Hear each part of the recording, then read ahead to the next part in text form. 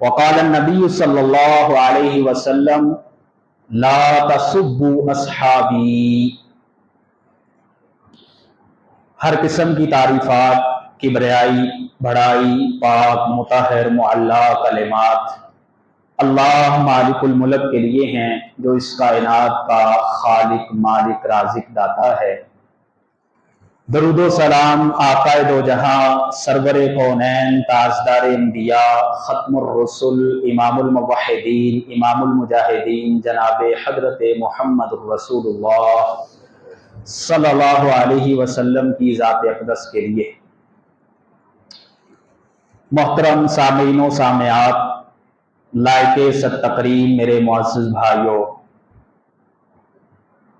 آج کے خطبہ میں ہم اس بات کو جاننے کی کوشش کریں گے